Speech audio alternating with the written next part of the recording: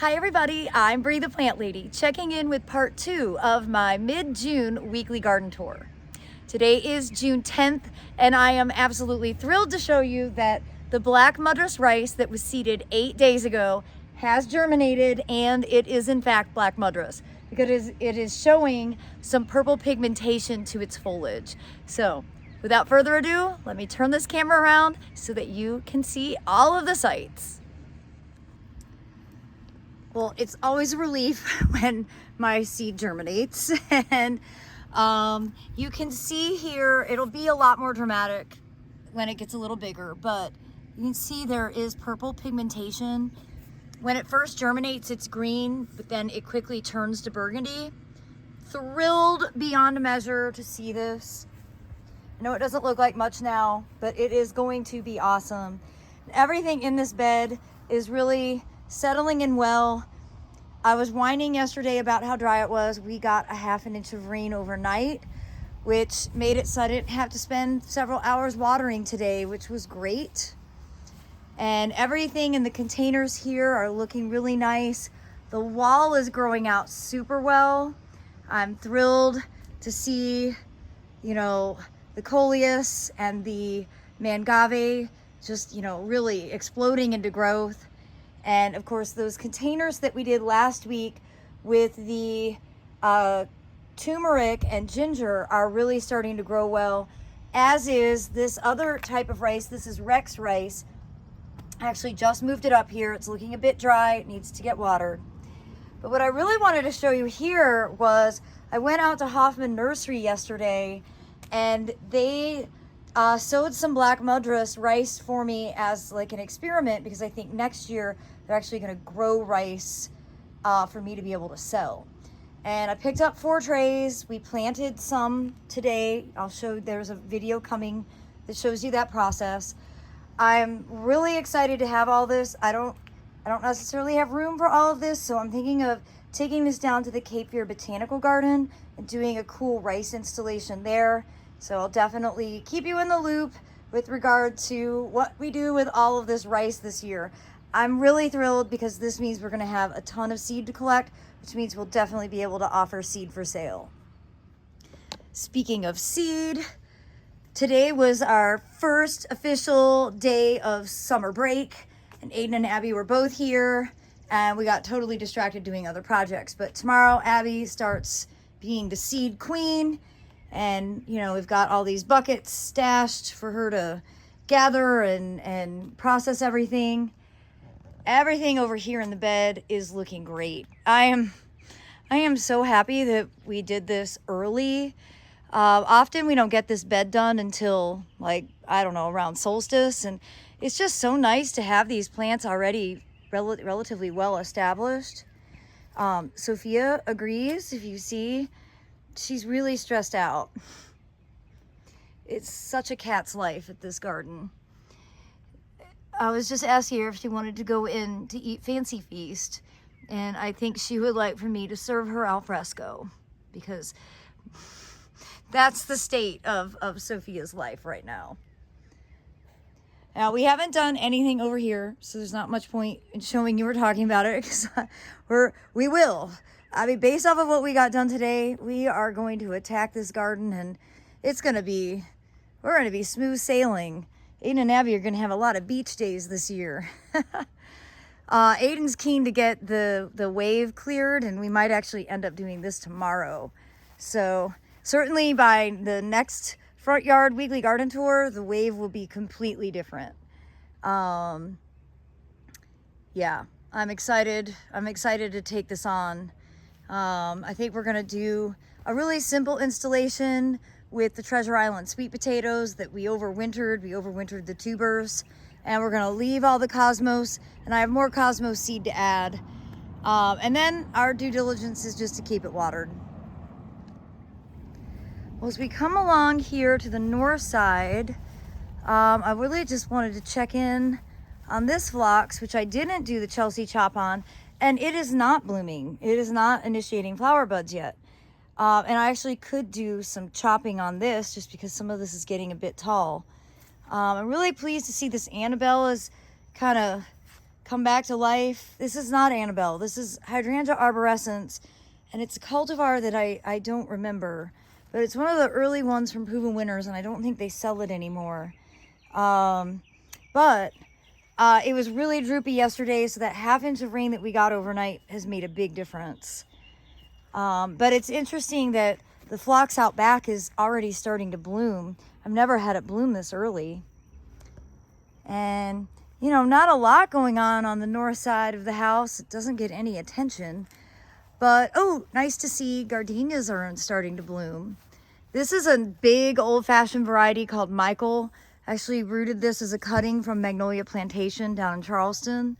And the gardenias are really nice to bring in for floating arrangements. So it's a nice way to use them at this time of year.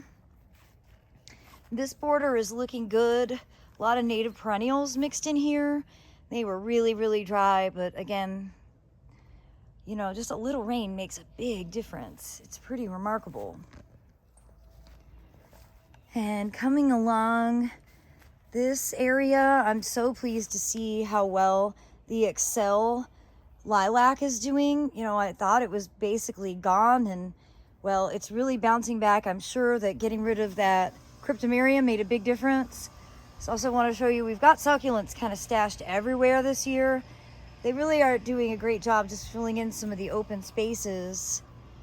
And nice to see the Chapel Hill Gold Lantana is starting to bloom. That's been reliably perennial for, I don't know, 7-8 years now. And Miss Sayori hydrangea looking good. Again, really perked up a lot from last night's rain. I also wanted to show you that the variegated alstroemeria is starting to bloom. It's gotten very dry. It's not blooming as well as it could, but you can see this is actually what the flowers look like. It's very similar to the alstroemerias that you would buy at the grocery store that are really long-lasting cut flowers. Just this is a species that's hardy here, and just a really nice ground cover that's often active in the winter. You know, I like using this in floating flower arrangements. I know I showed you this yesterday in the backyard tour, but I wanted to show you that the phlox is like, there's no stopping it. It's just starting to bloom, and it's so funny. The bees just like fall asleep on the flowers. It's so cute. So I don't know. We were talking about cutting in a path because, you know, we've got a feed tank back here that we can't get to. That actually the uni cover is on. We're gonna have to do something, but that's for another time. So over to this side of the fence, I'm letting the celery go to seed because I actually use celery seed in my cooking a lot more than I use celery stalks. So that's one of the things I like to do with celery at this stage, you know, just let it flower and go to seed. It gets a bit floppy. This bed is notoriously dry. I also wanted to show you the persimmons are growing quite well. You can see lots of little fruits have set. The key here is not letting them dry out in the summer. I sometimes forget to water this bed and the persimmons just fall off. So I'm gonna do a better job. It's what my aim is. Do a better job, get this watered regularly. You see this persimmon also has a nice amount of fruit on it. And I really do enjoy eating persimmons. And what I appreciate about both of these is that they fruit on low branches. I can actually reach the fruit. But it is my job to keep them watered well enough so that the fruits mature.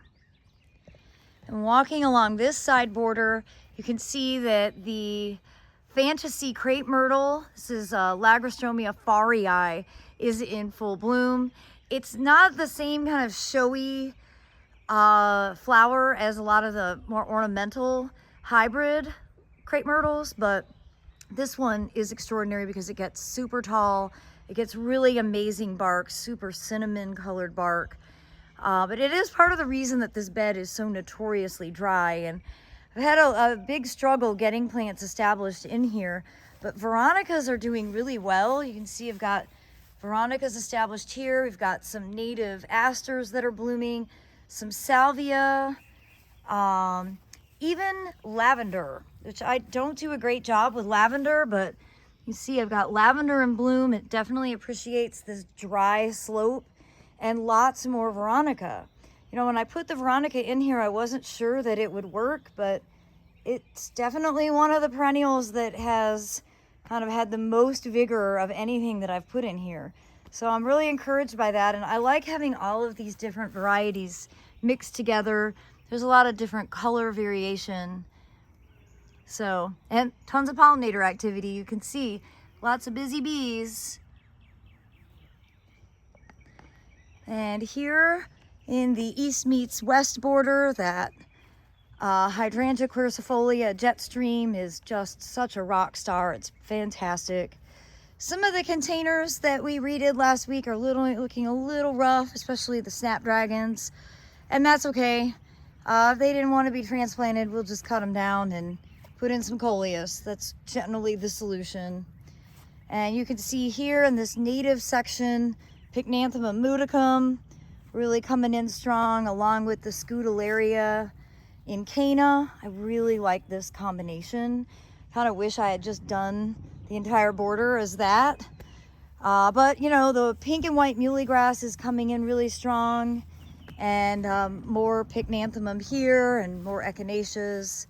So I'm really quite pleased with, you know, year 2 of these native perennials. I think they're getting established well, and though the shrub base is all Asian, I think it is a good talking point to be able to show people how you can combine native and non-native plants together. And since I'm out here, I'll just do a quick run through of the native sun borders. Lots of berry set coming on the Viburnum dentatum, which is really exciting. And you know, the understory of Carex is doing really well. All of the spireas, you can see Spirea alba right here is starting to bloom. Spirea tomentosa has been blooming already for several weeks. It's a struggle to keep this wet. There's no questioning that.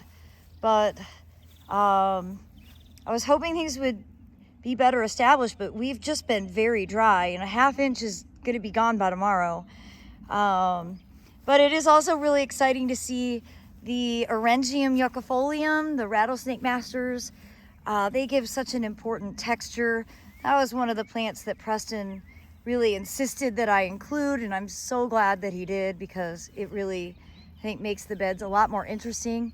You can see the poppies that we have left are those giant poppies, and they really are. These are enormous seed heads. They're so different from the Pephaver, the bread seed poppies that I've been growing for 20 years. So it's a real thrill to have these, just waiting for them to ripen so we can collect the pods and collect the seeds.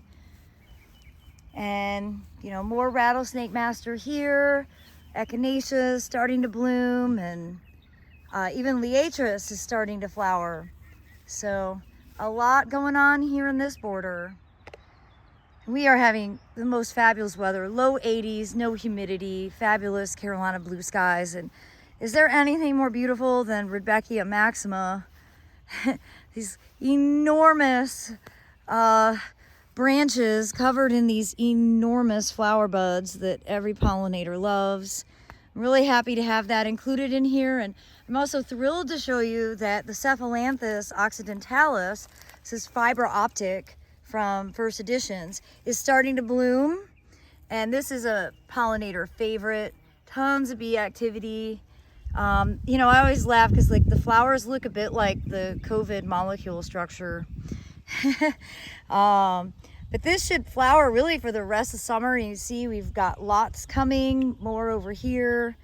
And we're going to be planting quite a few in the wet area behind the greenhouse. So that's really where it wants to live. This is a bit dry for it, but shows that it's a pretty adaptable plant and it'll tolerate a pretty wide range of conditions. But overall, I'm glad I dealt with this bed when I did. Got it, you know, cleaned up and mulched. I did add a handful of new plants in here, some andropogons and maybe some more echinaceas. I think I added Echinacea pallida and Echinacea tennesciensis in. And well, you know, when everything really starts to bloom, it's just going to be a color explosion. Look at that beautiful sulfur on that echinacea. That's the whole point right there.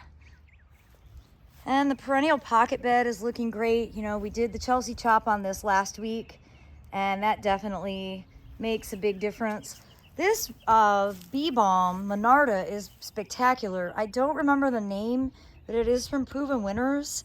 And we didn't do a Chelsea chop on this. It's just nice and compact and just really well behaved. I like that a lot. Nice to see the Scutellaria blooming here, along with the red echinacea and the Salvia gregii. Some agastache in bloom there. More Orangium. And, you know, you can always count on Pycnanthemum to be covered in beneficial insects. And, you know, you don't have to look very far to see all kinds of pollinators already enjoying this. So really great to have. This is, you know, this got planted in August of 22. Yes, August of 22. So, you know, it's almost 2 years old, and we've done very little maintenance in it. You know, last week was probably the most time we've spent, and yeah, definitely brings an incredible amount of joy. I love seeing all these echinaceas in bloom, and it was so great. The Airbnb guests this weekend equally enjoyed it. They were taking pictures and they made flower arrangements, and it just brings me so much happiness because that's exactly what I want to inspire here.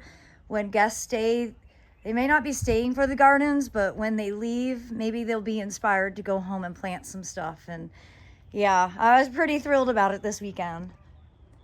Well, everybody, I hope this front yard weekly garden tour will serve as inspiration for you. We have a ton of videos coming up in the docket because we are getting so much accomplished. So I do hope that you will plan to tune in and continue watching our gardening journey here in Fuquay-Varina, North Carolina. Well, as always, thanks so much for watching and happy gardening.